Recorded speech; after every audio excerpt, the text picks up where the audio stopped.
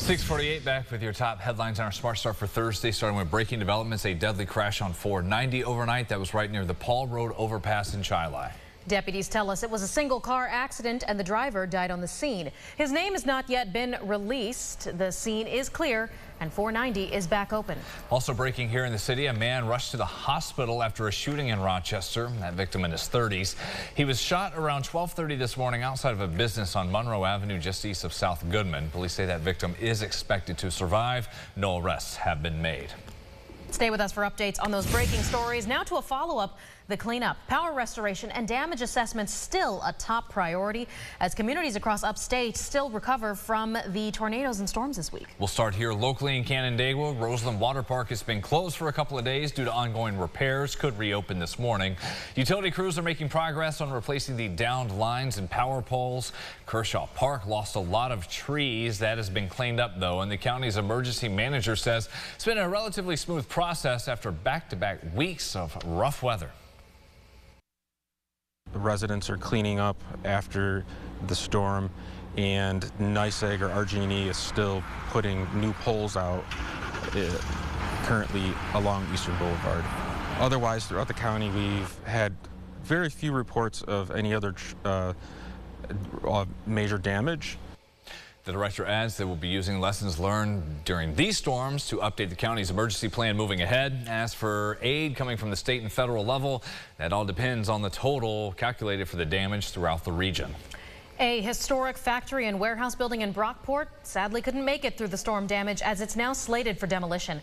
The Whiteside Barnett and Co. Agricultural Works building on Clinton Street had previously been listed on the National Register of Historic Places back in 2001 as a rare example of the types of industrial brownstones that lined the Erie Canal back in its heyday. Pieces of history gone in the middle of New York, the hardest hit area with the storms, where the National Weather Service confirms it was an EF2 tornado with winds more than 110 miles an hour that hit Rome. It is the strongest tornado to have hit Oneida County in more than 30 years. Governor Kathy Hochul traveled there assessing the severe damage that crushed several iconic buildings, flipped over cars, even moved massive planes like this one. It also killed a man in the city of Canastota. The governor has deployed more than 50 members of the National Guard to these disaster areas. She says Washington is ready to assist once the damage is fully assessed. But as you know, we first must calculate the scale of the damage.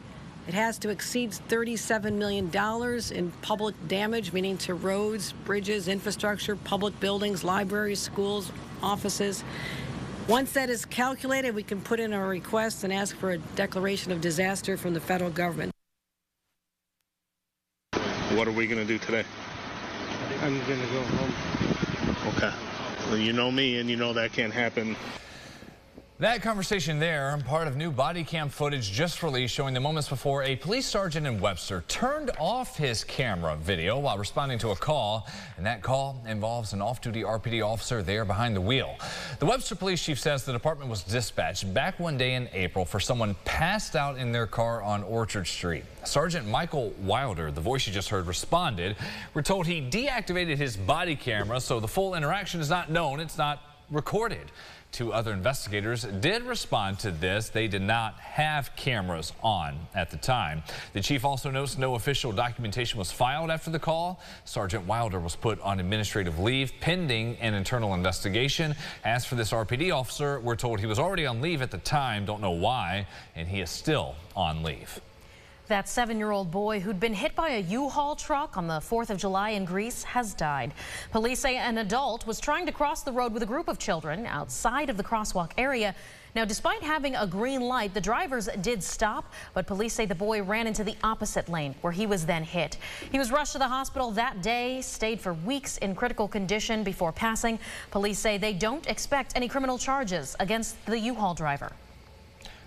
And happening today, a disposition hearing for the man who made terroristic threats against Monroe County Executive Adam Bello and other county officials. I think that meant deposition hearing. Yeah, earlier this month, 35-year-old Raymond Gerard pled guilty to possessing ammunition as a previously convicted felon. During a search of Gerard's Rochester home in January, police found more than 300 rounds of ammo. There were 2 guns there, a dagger, 2 stolen computers, and multiple credit cards also stolen. stolen. He's due in court for that hearing at 11.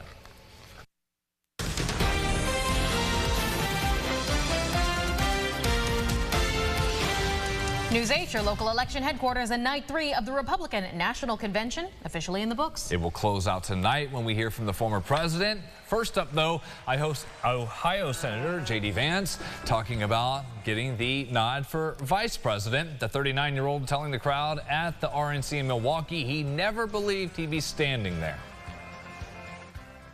I stand here humbled, and I'm overwhelmed with gratitude to say I officially accept your nomination to be Vice President of the United States of America. Vance, a freshman on Capitol Hill, beat out the other lawmakers in the running, North Dakota Governor Doug Burgum and Senator Marco Rubio from Florida, to become Trump's running mate. And if you provoke the United States of America, we will hurt you.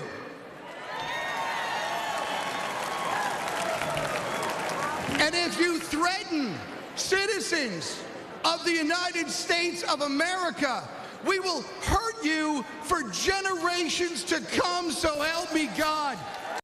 That there is David Bellavia from our area speaking on night 3 of the RNC. He was awarded the Medal of Honor in 2019 at the White House from then President Trump, who gave the honor to him and his family.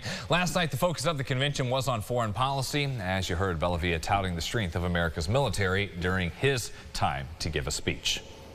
Well, a traffic alert for you now. A portion of Maple Avenue in the village of Victor is shut down and will be that way for the next few weeks. Why is that? Aron Spitzer caught up with members of the village, those crews working on this, as well as staff working at businesses nearby on how they'll be dealing with it. Aron.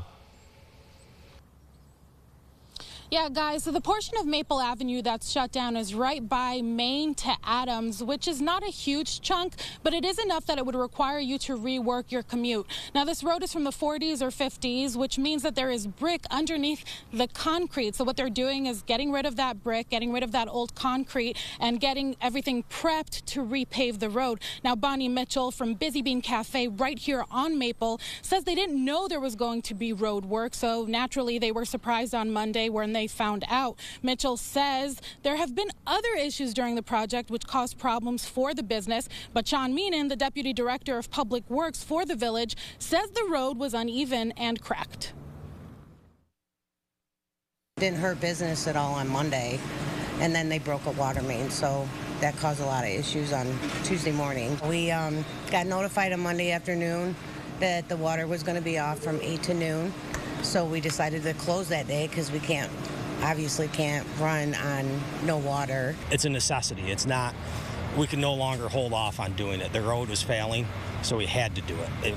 We don't like shutting down roads. We don't like disturbing businesses and traffic, but it was a necessity to be done. So this is an example of that brick that I was mentioning earlier that they're getting rid of here. This prep work is slated to take around 3 weeks before they repave the road. Guys, back to you. Yep, those are the headaches coming along with the work. Thank you, Aron. Sunrise traffic elsewhere. If you're coming in from Victor, getting on 490 westbound, passing Eastview Mall, getting up to the Pittsford area, it's all clear. The view from the west side, heavy traffic, but everything moving along at speed just fine. Now your final weather before we get you out the door here this Thursday. James? Yeah, nice and easy 60 degrees to start, mid-70s to get to the afternoon. Plenty of sunshine there, and we'll go up a little bit each day. Tomorrow, upper 70s, eventually getting back into the 80s over the weekend. So much happening over the next couple days. Glad to say weather is not any of those happenings. So open the windows maybe next couple of mornings with overnight lows in the 50s, and then looks like storms return next week. We will take that for the weekend. Thank Looks you. great. Thank you, James. Thank you for watching us here at Sunrise. Our next update at 7:25. Have a wonderful day. CBS Mornings up next.